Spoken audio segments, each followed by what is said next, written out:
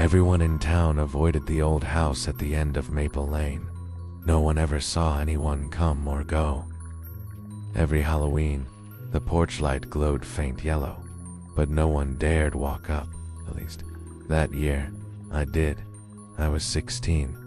I wanted to prove it was just a story.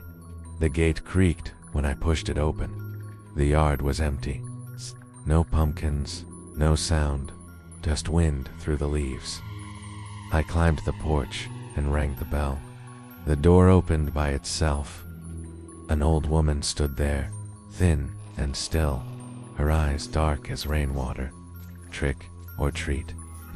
I said, trying to sound brave. She looked at me for a long time. Then she said, "Tell me one happy memory." I laughed. "My sister teaching me to ride a bike," I said. She ran behind me until I could do it on my own. The woman nodded and reached into a small paper bag. She handed me 2 candies, wrapped in plain brown paper. "Keep them," she said. "Names cost more." I didn't understand, but I thanked her and left. The next morning, I noticed something strange. The photo of my sister and me on our bikes was gone. I searched my phone, my room, even my old albums. Every photo with her in it had vanished. I remembered her name, but her face was blurry in my mind like a dream you can't hold on to. That night, I went back. The woman was waiting, standing in the doorway like she hadn't moved. "You took something from me," I said. She nodded slowly. "Keep what's offered." "I didn't offer anything," I said. "You told a story," she said. "That's a kind of gift. We trade for those." She stepped aside so I could see inside. The shelves behind her were full of small wooden tags, each burned with a name. Mine was there, halfway up the wall. "What happens to them?" I asked. "They stay," she said, "until something else takes their place." I begged her to give it back. She smiled faintly. "You can trade again.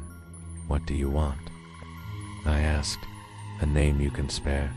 I didn't understand, but I said one. A name from school. Someone I barely knew. She wrote it on a new tag and handed me an old photo me and my sister, smiling with our bikes. The memory came rushing back like light after a long tunnel. I felt whole again. But that night, when I tried to sing the lullaby my mom used to hum, the melody was gone. I could remember the words, but not the sound. Weeks passed. People around town started forgetting small things: favorite recipe, a laugh, a face. Each of them had gone to the house that Halloween. By the next year, the house had more tags. The porch light still burned, spore sometimes. When I walked by, I swore I could hear faint voices whispering behind the door. Okay, now, on Halloween nights, kids still go trick-or-treating. But when they reach Maple Lane, they cross the street. They don't knock. They don't speak her name.